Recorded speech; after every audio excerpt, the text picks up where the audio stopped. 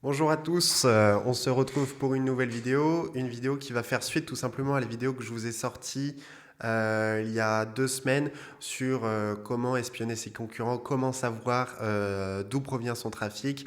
Et donc cette vidéo, je vais vous montrer comment connecter votre Google Search Console et Google Analytics directement avec votre site WordPress. Comme ça, ensuite, vous pourrez avoir tout plein de données, notamment les performances de votre site internet, les pages qui font le plus de clics, les pages aussi qui font pas de clics. Et comme ça, vous allez pouvoir ensuite améliorer, justifier ou bien ajouter de nouvelles pages sur votre site internet pour l'améliorer.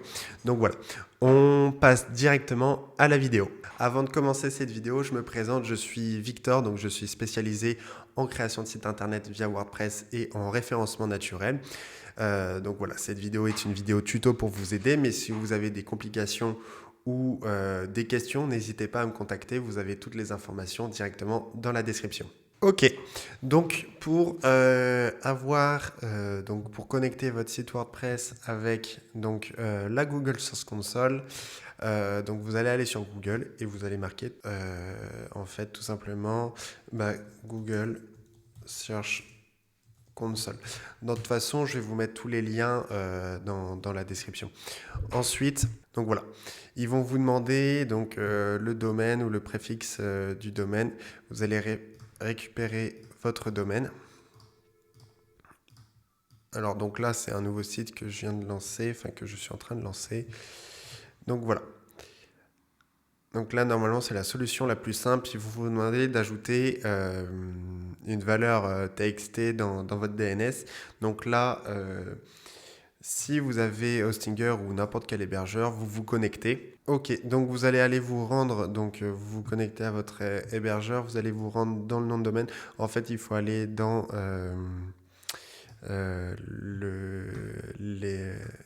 le serveur de nom DNS. Et donc là, vous allez ajouter la valeur TXT. Vous allez laisser le nom en arrobase. De toute façon, il vous dit tout ici. Vous copiez la valeur qu'ils vous ont donnée. Vous la collez ici. Et ensuite, vous faites ajouter. Et donc, si je fais valider, voilà, je peux accéder à ma propriété. Et donc, généralement, revenez dans un jour. Généralement, sous 48 heures, vous allez pouvoir avoir déjà les statistiques. Alors, si c'est un nouveau site, vous n'allez pas avoir de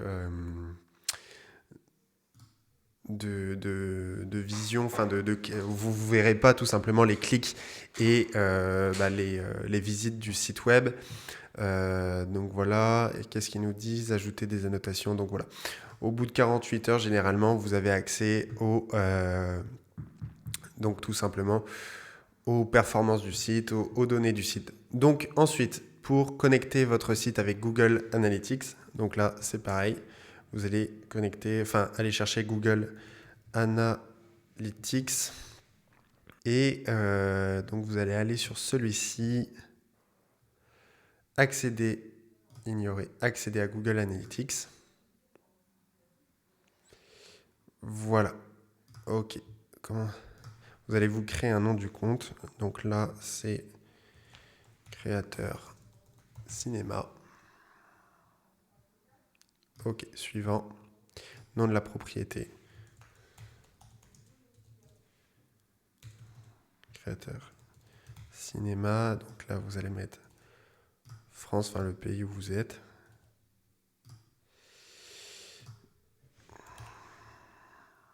Ok, suivant.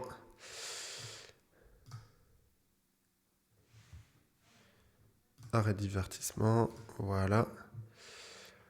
Donc comprendre là en fait ils vont vous demander de lister, de cocher les éléments que vous voulez voir sur donc les statistiques par rapport à votre site internet. Donc moi c'est comme c'est pas un site e-commerce. Ok, qu'est-ce qu'il nous demande? Ok, voilà, c'est tout simplement les conditions d'utilisation. J'accepte.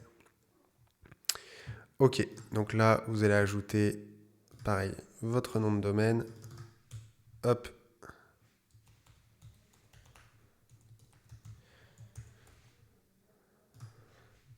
Donc là, moi, généralement, je mets la même chose, mais sans le .fr. Tac. OK, créer et continuer. Voilà, suivant. Configurer une balise Google. Donc là, vous allez avoir en fait deux solutions. Si vous avez un site WordPress, il va falloir tout simplement aller sur votre site. Ici, je ne l'ai pas installé. Vous allez aller dans Extensions, ajouter une extension. Et ici, vous allez mettre Google Site Kit. Alors normalement, c'est comme ça. Je ne sais plus s'il y a un E ou pas. Voilà, vous allez installer donc celle-ci. Installer maintenant. Activer. Et normalement, elle va apparaître ici, tableau de bord. Donc ici, se connecter avec Google. Vous vous connectez donc avec le compte sur lequel vous êtes connecté avec Google Analytics. Vous faites continuer.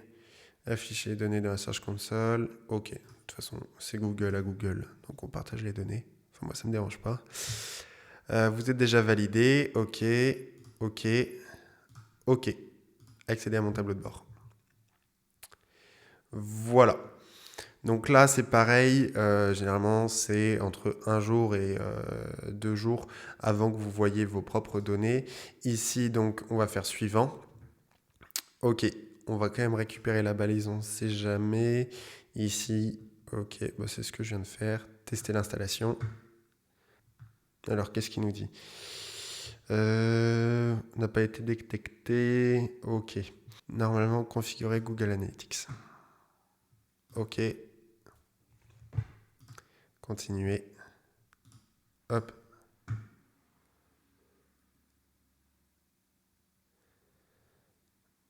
OK. Terminer la configuration.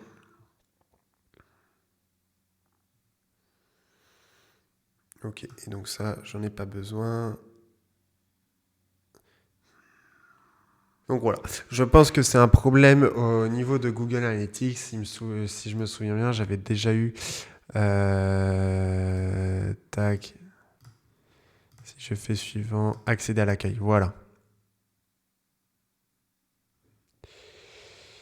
Non, j'ai pas envie de recevoir les informations. Donc voilà. C'était juste un petit bug parce qu'ici on voit bien qu'on est connecté. On est connecté avec la Google Search Console et avec page Speed Insight. Donc là, en fait, vous allez avoir toutes les données ensuite directement sur votre tableau de bord WordPress. Donc avec les visiteurs, il me semble. Donc voilà, le trafic de recherche. Vous aurez aussi donc les mots-clés qui vont être ici. Et donc les top publications, le top contenu sur les 28 derniers jours. Alors après, vous pouvez donc aussi normalement gérer la temporalité, mettre 30 jours, enfin 7 derniers jours ou 90 derniers jours. Et ici, donc, c'est Google Speed Insight. Et donc, en fait, avec Google Site Kit, sur un site WordPress, vous avez accès à toutes les données au lieu de vous connecter sur votre Google Search Console, votre Google Analytics ou Speed Insight pour voir la vitesse. Alors après, si vous voulez vraiment analyser en détail, vous aurez besoin de la Google Search Console parce qu'il me semble qu'on ne puisse pas ajouter des filtres, classer par mots-clés et par page, etc. Donc voilà.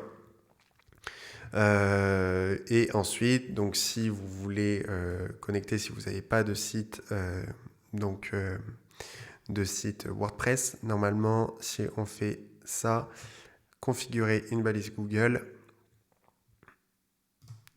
OK, installer manuellement, et donc vous allez aller dans le fichier de votre balise aide et vous allez tout simplement copier-coller cet élément et vous allez après ensuite faire tester l'installation et normalement tout devrait bien fonctionner.